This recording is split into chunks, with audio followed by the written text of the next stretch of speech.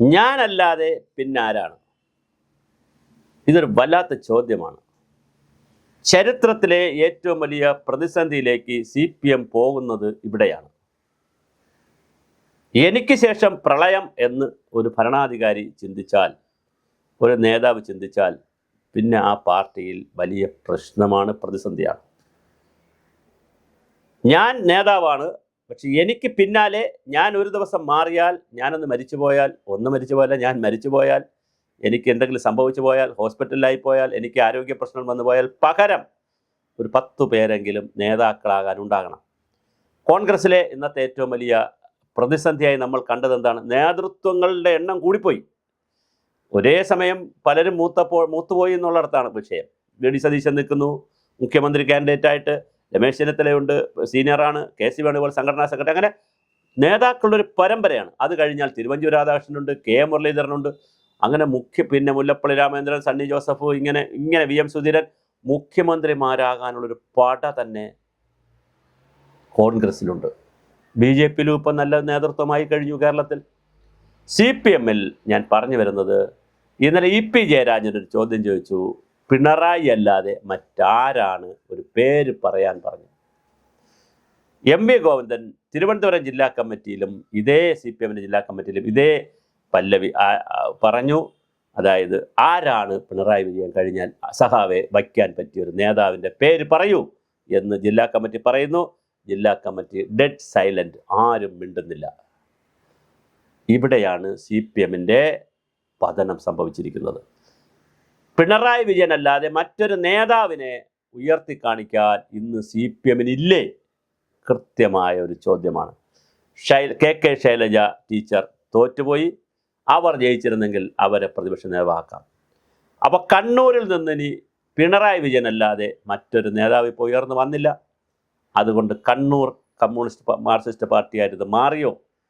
സിക്ക് പകരം CPMന് പകരം KPM ആയി കണ്ണൂർ മാർക്സിസ്റ്റ് പാർട്ടിയായി ഇത് മാറിയോ?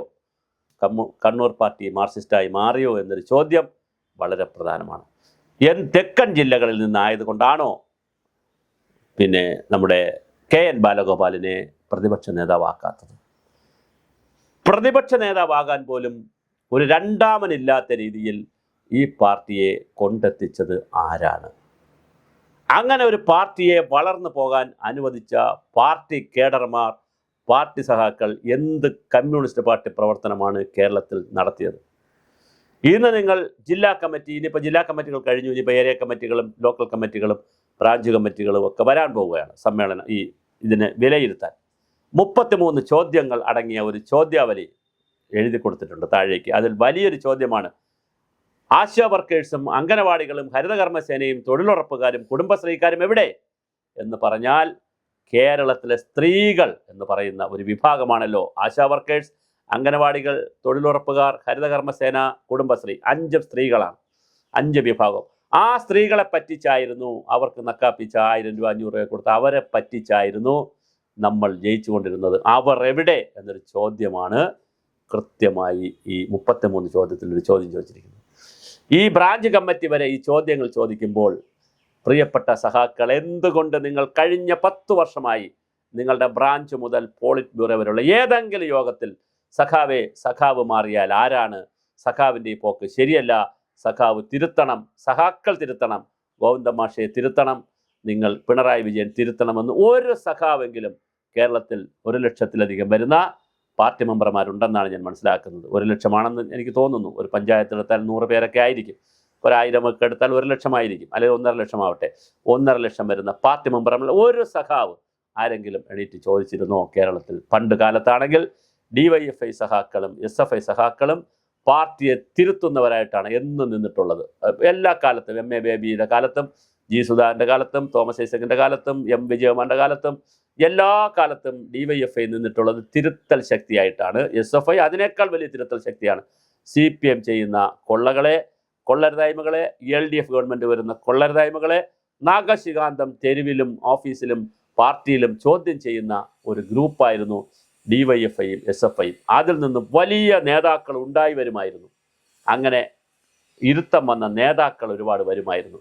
ഇന്നിപ്പോൾ സംഭവിച്ചിരിക്കുന്ന ഏറ്റവും വലിയ അപജയം, ഞാനല്ലാതെ ആരുണ്ടെന്ന് പിണറായി വിജയൻ ചോദിക്കുന്നു, പിണറായി സഖാവ് അല്ലാതെ മറ്റാരുണ്ടെന്ന് വളരെ സീനിയർ സഖാക്കളും ചോദിക്കുന്നു എന്നുള്ളത് ആ പാർട്ടിയുടെ എന്നല്ല ഏതു രാഷ്ട്രീയ പാർട്ടിയായാലും അതിൻ്റെ അധപ്പതനമാണ്.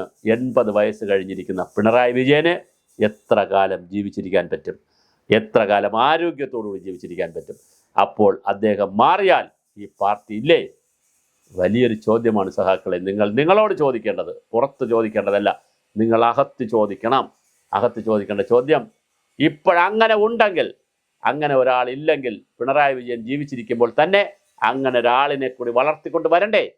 അസംബ്ലിയിൽ അങ്ങനെ ഒരാളിനെ കൂടി പ്രതിപക്ഷ നേതാവാക്കി ഉയർത്തിക്കൊണ്ടുവന്ന് എല്ലാ സപ്പോർട്ടും കൊടുത്തുകൊണ്ട് ഉയർത്തിക്കൊണ്ട് വരുമ്പോഴല്ലേ പിണറായി വിജയനും വലിയ നേതാവാകുന്നത് എന്നൊരു ചോദ്യവും വളരെ പ്രധാനമാണ്. പക്ഷേ നിർഭാഗ്യവശാൽ ചോദ്യങ്ങൾ ചോദിക്കാൻ ആളില്ല എന്നുള്ളതാണ് ഈ പാർട്ടിക്കകത്തെ ഏറ്റവും വലിയ പ്രശ്നം. ആരെങ്കിലും ചോദിച്ചാൽ അവരെ പുറത്താക്കും, അല്ലെങ്കിൽ അവർ പിന്നെ അവർ ഈ പ്രസ്ഥാനത്തിൽ നിന്ന് പുറത്തു പോകേണ്ടി വരും, അല്ലെങ്കിൽ ഒരു സ്ഥാനവും കിട്ടാത്തവരായി മാറും. ഒരു ചോദ്യം ചോദിച്ചതിന് വേണ്ടിയിട്ടാണ് പുല്ലമ്പാറ പഞ്ചായത്ത് ഒരു ക്ലാസിക്കൽ ഉദാഹരണമാണ്. കഴിഞ്ഞ പ്രാവശ്യം വലിയ അവാർഡ് വാങ്ങിയ പഞ്ചായത്താണ്. പക്ഷേ അവിടെയുള്ള ഒരു മെമ്പറായി ഇപ്പം മത്സരിച്ച് ജയിച്ച ഒരാൾ, ഇപ്പോൾ സ്വതന്ത്രനായിട്ടാണ് മത്സരിച്ചത്, ഒരാൾ ഒരു ചോദ്യം ഫേസ്ബുക്കിൽ ചോദിച്ചു എന്നുള്ള ഒറ്റ കാരണം കൊണ്ട് അദ്ദേഹത്തിന് പിന്നെ സീറ്റ് കൊടുത്തില്ല. അദ്ദേഹം രാജിവെച്ചു, പുറത്താക്കി രാജിവെക്കുകയും ചെയ്തു. അദ്ദേഹം വേറെ ഒരു കൂട്ടരും നിന്നു. 4-5 വാർഡ് പോയി, പഞ്ചായത്ത് തന്നെ പോയി. ഒരു സാധാരണ സഖാവ് ഫേസ്ബുക്കിൽ എന്തോ ഒരു ചോദ്യം ചോദിച്ചു എന്നുള്ളതാണ്. അകത്ത് ചോദിക്കാൻ അവസരമില്ല, പുറത്ത് ചോദിക്കാൻ അവസരമില്ല, സോഷ്യൽ മീഡിയയിൽ ചോദിക്കാൻ അവസരമില്ല. അങ്ങനെ ഒരു ഉൾപാർട്ടി ജനാധിപത്യം ഇല്ലാതെ പോയി, നേതാക്കളെ പോലും വളർത്തിയെടുക്കാതെ, രണ്ടാം നിര നേതാക്കളില്ലാതെ ഇന്ന് പിണറായി വിജയനും തോമസ് ഐസക് അടക്കം, തോമസ് ഐസക് ഇപ്പോൾ ഒരു നേതാവൊന്നുമല്ല, അതേ ഫേസ്ബുക്കിലൊക്കെ ഇങ്ങനെ ചുമ്മാ കാര്യങ്ങളൊക്കെ ഇട്ടിട്ട് പോണതും ഒരു നെഗറ്റീവ് രാഷ്ട്രീയത്തിൻ്റെ ആളാണ്. ഇപ്പം ഈ ഗവൺമെൻറ് വന്ന് 4 ദിവസം പോലും ആയില്ല. അതിൻ്റെ ഇടയ്ക്ക് എന്തൊക്കെയാണ് അദ്ദേഹം പറയുന്നത്? KSRTCയിൽ സമ്മതിക്കൂല എന്നൊക്കെ പറഞ്ഞ് എന്തൊക്കെയാണ് അദ്ദേഹം? ഒരു നെഗറ്റീവ് രാഷ്ട്രീയത്തിൻ്റെ ആളാണ് അദ്ദേഹം, പോസിറ്റീവ് രാഷ്ട്രീയത്തിൻ്റെ ആളല്ല. ആയിരുന്നു ഒരു കാലഘട്ടം. പക്ഷേ ഇപ്പോൾ വളരെ നെഗറ്റീവ് രാഷ്ട്രീയത്തിൻ്റെ, എല്ലാത്തിനും കുറ്റം മാത്രം കണ്ടുപിടിക്കുന്ന ഒരു രാഷ്ട്രീയക്കാരനാണ്. അതിലൊന്നും കേരള സമൂഹം ഇനി വിശ്വസിക്കുന്നില്ല, അദ്ദേഹത്തെ നേതാവായിട്ടൊന്നും ഇനി അംഗീകരിക്കുന്നില്ല. പിന്നെ ആരാണ് കേരളത്തിലെ നേതാവ് CPM-ൻ്റെ? ഇതൊരു വലിയ ചോദ്യമാണ്. ആ ചോദ്യത്തിന് ഉത്തരം CPM കണ്ടെത്തുമോ എന്നുള്ളതാണ് CPM നേരിടുന്ന വർത്തമാനകാല പ്രതിസന്ധി. എനിക്ക് ശേഷം പ്രളയം എന്ന് വിചാരിച്ച് പിണറായി വിജയൻ മാറാത്തതാണോ? അതോ അദ്ദേഹത്തിനോട് നോക്കി ഇപ്പോഴും രാജാധികാരത്തിൻ്റെ അല്ലെങ്കിൽ ഏകാധിപത്യ അധികാരത്തിൻ്റെ ശക്തിയാണ് പിണറായി എന്നുള്ളൊരു തോന്നൽ സഖാക്കൾക്കുള്ളത് കൊണ്ടാണോ? അതോ അടിമകളെപ്പോലെ സംസാരിക്കാത്ത മമ്മികളെപ്പോലുള്ള കുറേ സഖാക്കളെയാണോ പാർട്ടി മെമ്പർഷിപ്പിൽ നിലനിർത്തിയിരിക്കുന്നത്? ചോദിക്കുന്നവനെയും സ്വയം ചോദിക്കുന്നവനെയും പഠിക്കുന്നവനെയും സ്വയം പഠിക്കുന്നവനെയും ആത്മപരിശോധന നടത്തുന്നവരെയും ആത്മവിമർശനം നടത്തുന്നവരെയും പരസ്പരം വിമർശിക്കുന്നവരെയും ഒക്കെ കമ്മിറ്റി പുറത്താക്കി ഇതൊരു ഏകഛത്രാധിപതിക്ക് വാഴ്ത്തുപാട്ടുകൾ പാടുന്ന, കാരണഭൂത പാട്ടുകൾ പാടുന്ന ഒരു ക്യാപ്റ്റൻ്റെ ഒരു സംഘമാക്കി മാറ്റിയെടുത്തോ എന്നുള്ളതാണ് കേരളം നേരിടുന്ന, ഇടതുപക്ഷത്തിൽ നിന്ന് നേരിടുന്ന വെല്ലുവിളി. അങ്ങനെയാണെങ്കിൽ CPM ആടപടലം പൊളിച്ചെഴുതേണ്ടതുണ്ട്. നിങ്ങൾ കൃത്യമായി പുതിയ നേതൃത്വത്തെ ഉയർത്തിക്കൊണ്ടുവരണം. 5 വർഷ സമയമുണ്ട്. അത് ഇപ്പോഴേ തുടങ്ങുമോ എന്നുള്ളതാണ് വളരെ കൃത്യമായ പൊതുസമൂഹം ചോദിക്കുന്ന ഒരു ചോദ്യം. ഇതിനുത്തരം പറയേണ്ടത് താഴെ തലങ്ങളിലെ സാധാരണ മെമ്പർമാരല്ല, പോളിറ്റ് ബ്യൂറോയാണ്, പിണറായി വിജയനാണ്, MA ബേബിയാണ്, ഗോവിന്ദൻ മാഷാണ് തുടങ്ങിയിട്ടുള്ള മുൻനിര നേതാക്കളാണ്.